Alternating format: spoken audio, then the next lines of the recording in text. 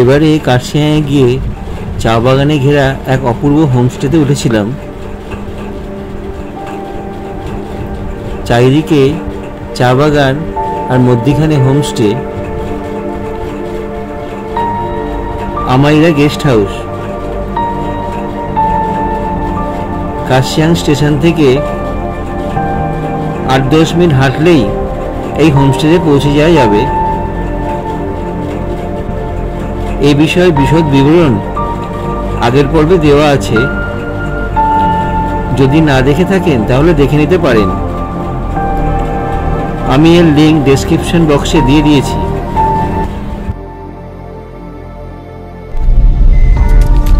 আমরা আমাইরা guest house থেকে বেরিয়ে পড়লাম। এখন 11টা 5 বাজে। প্রথমে আমরা কার্শিয়াংয়ের সাইট সিইং করবো, তারপরে আমরা যাব রঙ্গারুন। এগুলো সব দেখতে দেখতে যাবো। সফর শুরু হয়ে গেছে। এখানে ড্রাইভার দাদা সব ঘুরিয়ে দেবে।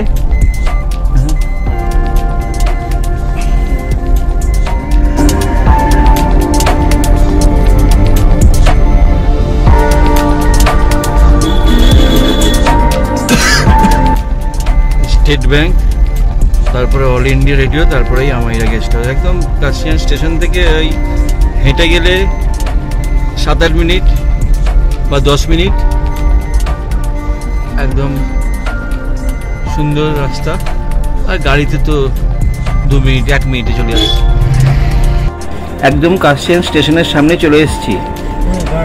স্টেশনের সামনে পেট্রোল পাম্পের পাশ দিয়ে যে রাস্তাটা, ওই রাস্তা দিয়ে আমরা গেছিলাম আমাইরা। আর এইখান দিয়ে এই দিক দিয়ে একটা রাস্তা উঠে গেছে, এটা হচ্ছে দার্জিলিং এর রাস্তা। এখন আমরা দার্জিলিং এর দিকে যাচ্ছি না, সাইড সিন করতে যাবো। এই রাস্তা দিয়ে আবার যাচ্ছি। কার্শিয়াং ট্রাফিক গার্ড এখানে আছে। হ্যাঁ, এখান দিয়ে হনুমান টক দেখা যাচ্ছে ওপরে অনেক দূরে। ওই যে হ্যালো হ্যালো স্টেশনের সামনে থেকে দেখা যাচ্ছে। হ্যালো,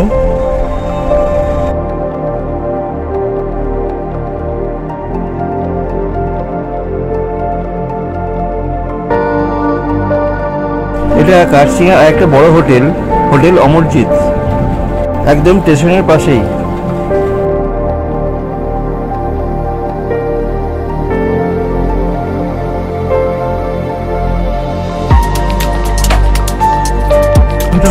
ইন্ডিয়ান অয়েলের পেট্রোল পাম্প।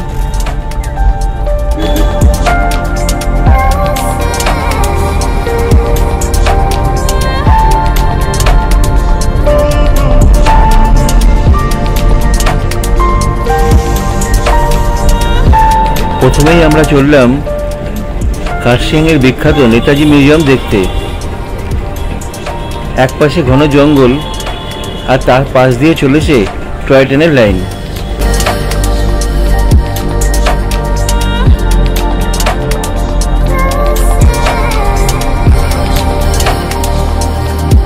আমরা চলে এলাম নেতাজি মিউজিয়াম। এখন 11টা 26 বাজে। এখান দিয়ে হেঁটে যেতে হবে, গাড়ি ঘোড়ার উপর জায়গা নেই। যাই ঘুরে আসি।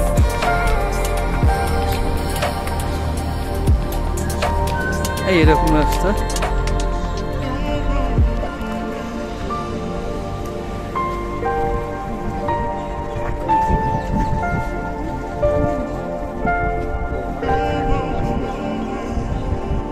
এই রাস্তাটা সামান্য চড়াই।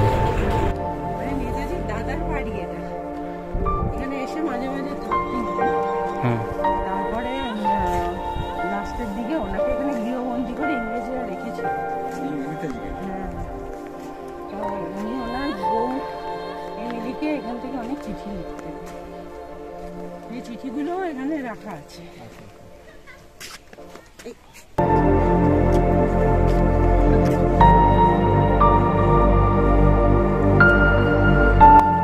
চারপাশে গাছপালা, সুন্দর রাস্তা। আস্তে আস্তে হেঁটে হেঁটে যাওয়া যায়, খুব চড়াই না, মোটামুটি।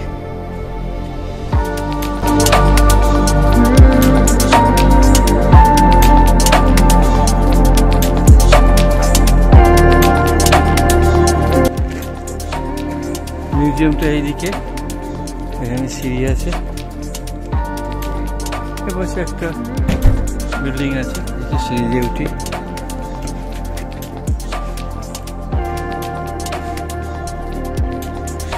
ছোট ছোট ধাপ করা সিঁড়ি আছে, একদম পাতলা, উঠতে কষ্ট নেই কিছু। এখানে নেতাজির মূর্তি।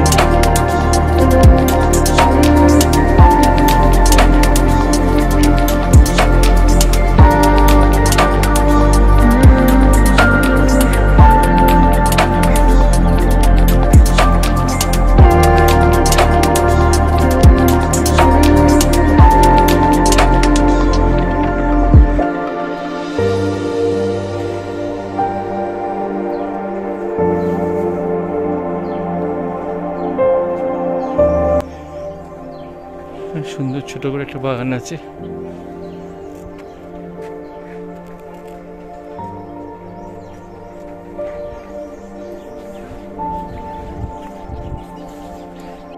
কয়েকটা ধাপ সিঁড়ি দিয়ে উঠেই বাঁদিকে নেতাজির একটি খুব সুন্দর আবক্ষ মূর্তি করা আছে, আর এই মূর্তির চারপাশে খুব সুন্দর একটা ছোট বাগানও আছে। এরপরে সিঁড়ি দিয়ে উঠে ডান দিকে এই অপূর্ব সুন্দর নেতাজি ভবন।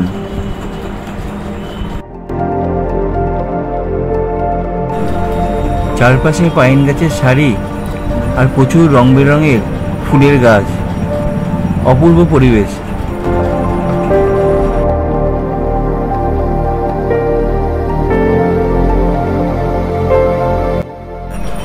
আর এখান দিয়ে নেতাজির ওই আবক্ষ মূর্তি দেখা যাচ্ছে, যেখানে একটু আগে গেছিলাম।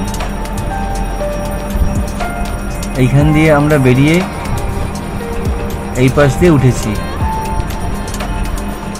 আর এইখানটায় প্রচুর ফুলের গাছ সুন্দরভাবে সাজানো। এত সুন্দর ফুলগুলো যেন দু চোখ ভরে মনে হচ্ছে খালি ফুলই দেখে যাই। এইরকম অপূর্ব পরিবেশ, তার মধ্যে এরকম অপূর্ব সুন্দর একটি ভবন, একবার তো আসাই উচিত। আমি আপনাদের অনুরোধ করব, এখানে একবার নিশ্চয়ই আসবেন। কার্শিয়াংয়ে এলে এইখানে একবার আসা উচিতই।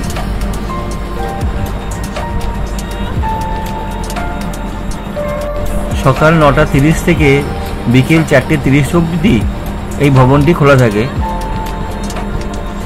আর যেহেতু সিঁড়িগুলো খুবই পাতলা, বয়সীদের আসতেও কোনো অসুবিধা হবে না।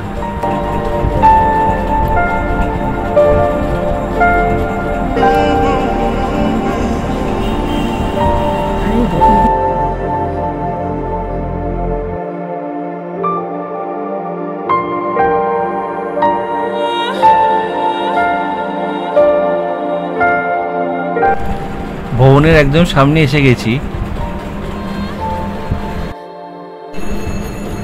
চলুন ভবনের চারপাশটা একবার ঘুরে ঘুরে দেখি।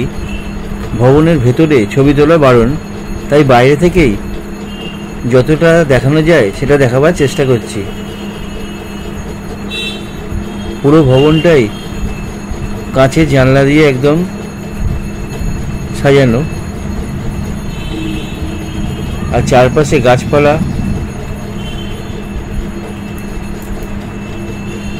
আর ভবনের পাশ দিয়ে এরকম পাথরের রাস্তা চলে গেছে, আর পাশে ফুল গাছের সারি। আর আমরা নিচের ওই রাস্তা দিয়ে উঠে এলাম।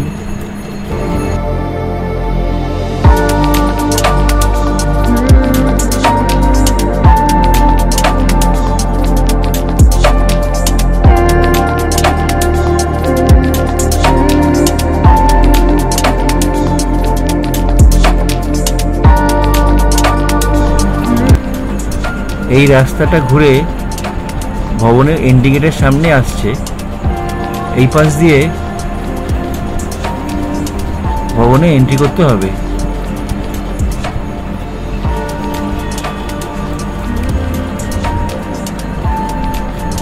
এইখানটা, এখান দিয়ে এন্ট্রি হবে। জুতো খুলে ভেতরে এন্ট্রি করতে হবে। এখান থেকে আর ছবি তোলা যাবে না। আমি এখানেই ক্যামেরা দিয়ে বন্ধ করে দিলাম।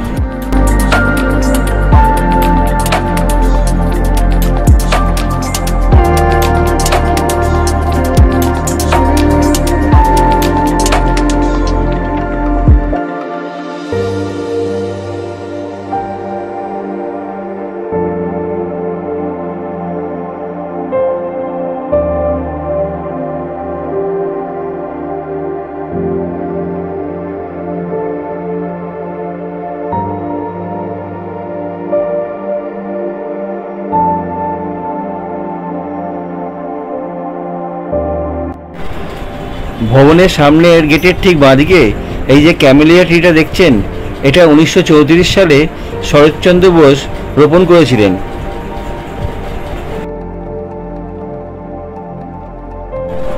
এই গাছটা এখন অনেক বড় হয়ে এখনো ওনার স্মৃতি বহন করছে।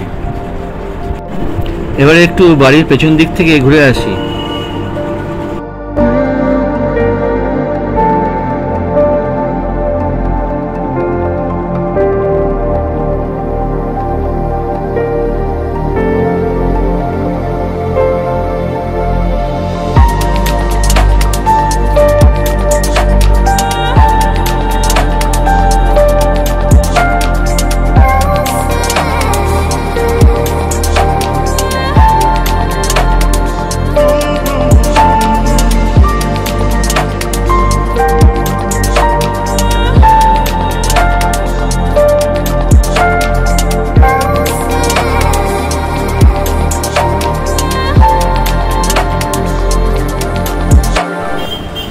এখান থেকে ভিউটাও খুব সুন্দর।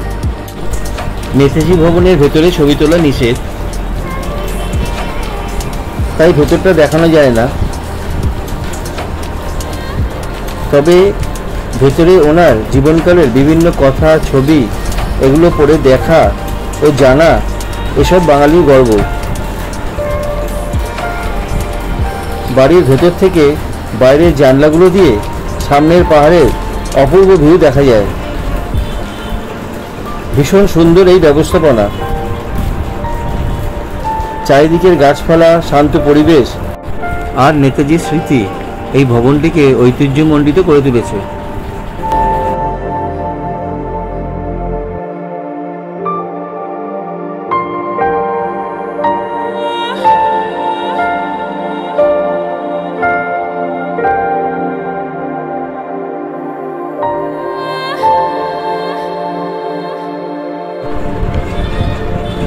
নেতাজি ভবন থেকে বেরিয়েই ঠিক উল্টো দিকেই ওই যে দেখা যাচ্ছে, এটা গিদ্দা পাহাড় ভিউ পয়েন্ট।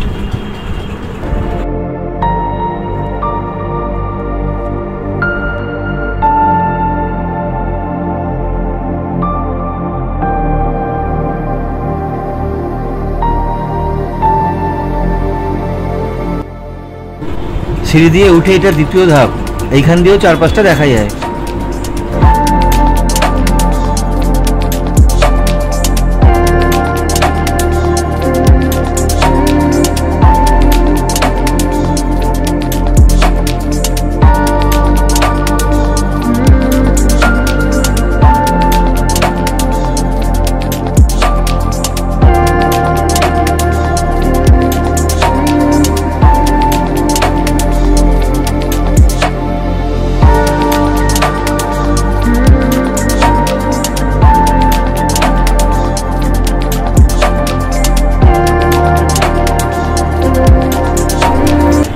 এখান থেকেও দূরের রাস্তাঘাট, চা বাগান আর তার উপরে সুন্দর পাহাড়ের দৃশ্য সবই দেখা যায়।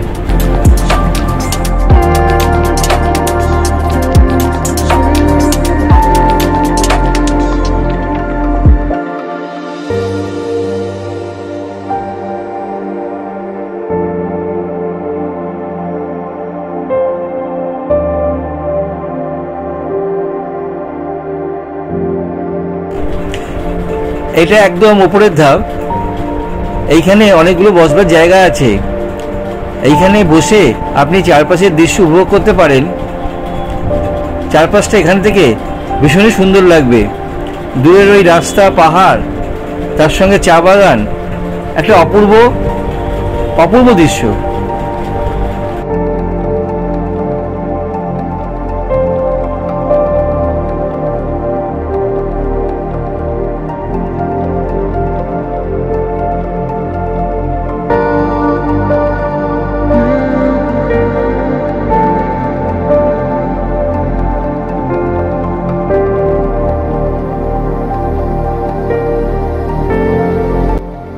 নেতাজি মিউজিয়াম হয়ে গেল, গিদ্দা পাহাড় হয়ে গেছে, খুব সুন্দর দেখলাম। এবার যাচ্ছি হনুমান টপ। এবার আমরা হনুমান টপের দিকে চলেছি। এটা বেশ অনেকটা উপরে।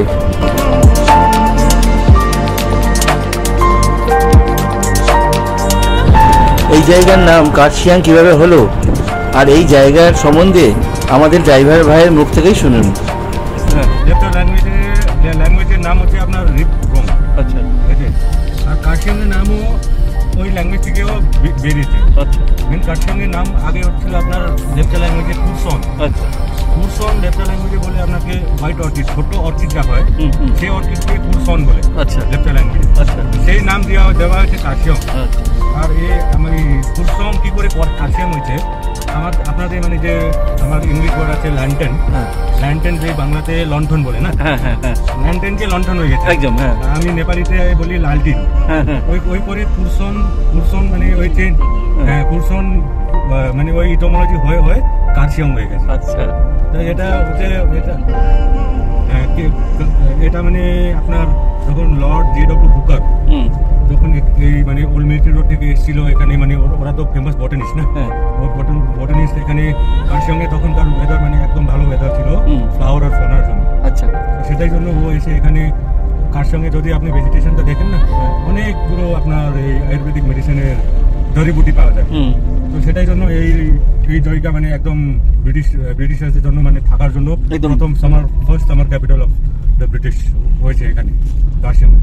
আর ওর নাম land of the white orchids ওই রকম হয়েছে। এখানে মানে জঙ্গলতে যাবেন না, ওখানে মানে ছোট ছোট করে হোয়াইট অর্কিডস গুলো পাবেন, ষোলো করে বলে আমরা নেপালিতে। আর এইসব পাইন ট্রিজ গুলো যে যা দেখছেন, এই পাইন ট্রিজ হচ্ছে সিম্বোডিয়াম জ্যাপোনিকা বলে। আচ্ছা, এই পাইন ট্রিজ ব্রিটিশের বেল্ট প্রজেক্ট। ওরা এই পাইন ট্রি করেছে মেনলি, তখন তো টি চার মানে ব্যবসা, বড় ব্যবসা ছিল না ব্রিটিশের। ওর এই পাইন ট্রিজ করেছে ওই চা ট্রান্সপোর্ট করার জন্য। আচ্ছা, কিন্তু যখন ওরা মানে ট্রায়ালে করেছে তখন এই পাইন ট্রি থেকে একটা মানে সেন্ট আসে। আচ্ছা, ওই সেন্টের জন্য এই পাইন ট্রিজের ও ট্রান্সপোর্ট করতে পারলো না। আচ্ছা, আর তারপরে ওই ইংলিশ ভিলোজ যা হয়, ক্রিকেট ব্যাট জানে না, ইংলিশ ভিলোজে ট্রান্সপোর্টেশন করে ইয়ে করে, সেটাই জন্য এতগুলো পাইন ট্রিজ এখানে আর বেঁচে আছে। আচ্ছা, রাস্তার সৌন্দর্য দেখতে দেখতে আর অনেক গল্প করতে করতে হনুমান টকে এসে পৌঁছে গেছি আমরা। হনুমানজির বিশাল মূর্তি।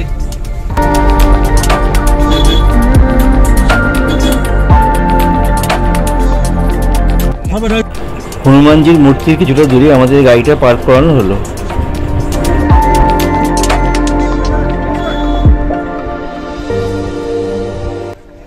হনুমান টপের ওপর থেকে দেখছি আমরা চারদিকে চায়ের বাগান, জায়গাটা অপূর্ব সুন্দর লাগছে।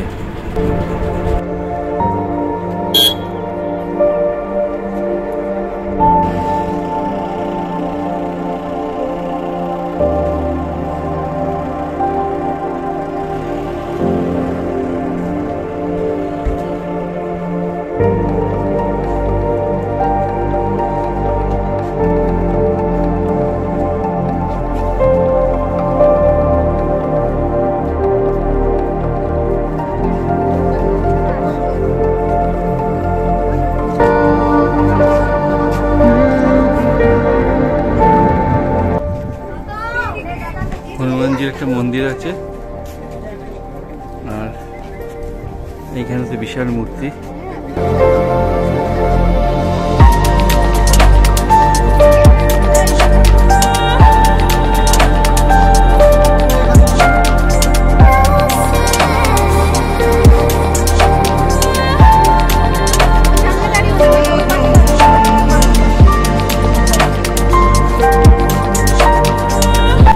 হনুমান মূর্তির ঠিক পেছন দিয়ে একটা রাস্তা গেছে। এই রাস্তাটা চায়ের বাগানের মধ্যে গেছে, বিশাল বড় চা বাগান আর খুবই সুন্দর।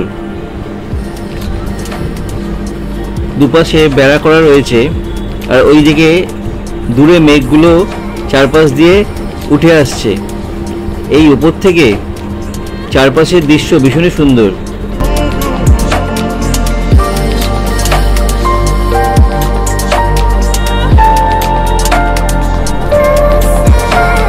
আমরা ওই বেড়ার ধার ধার দিয়ে একদম চা বাগানের মধ্যেখানে এসে পড়লাম।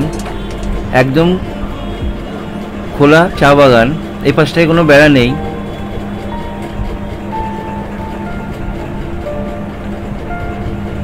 এই দেখুন, এই পাশটায় কোনো বেড়া নেই, বেড়াটা একটুখানি ছিল, আর দূরে এই যে মূর্তি দেখা যাচ্ছে।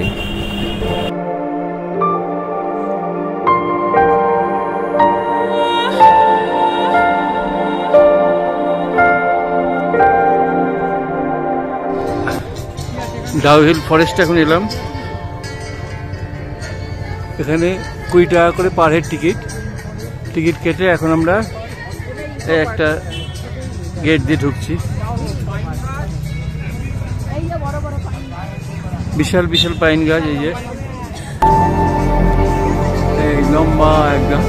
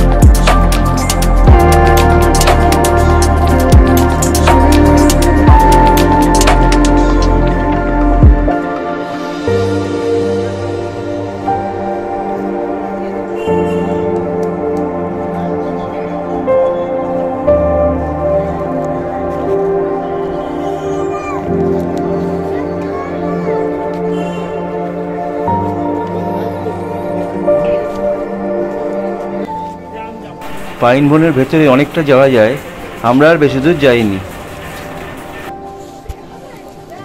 ছবি তোলার জন্য সেলফি পয়েন্ট করা আছে।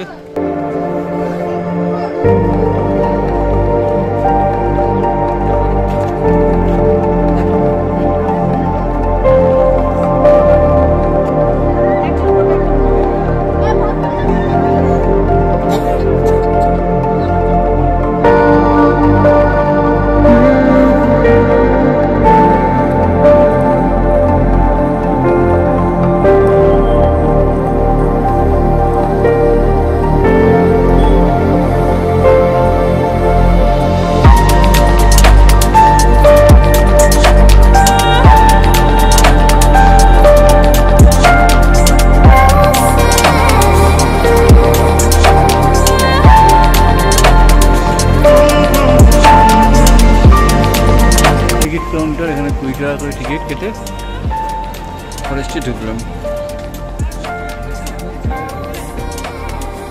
এখন আমরা বাগোড়া ফরেস্টের দিকে যাব। ডাউহিল ফরেস্ট থেকে বেরিয়ে এবার আমরা যাচ্ছি বাগোড়া।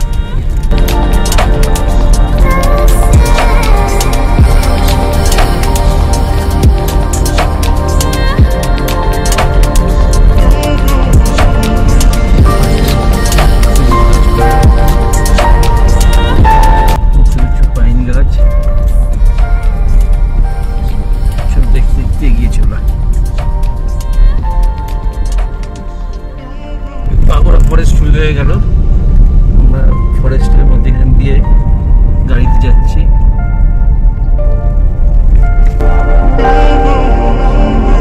পুরোটাই পাইন গাছের জঙ্গল।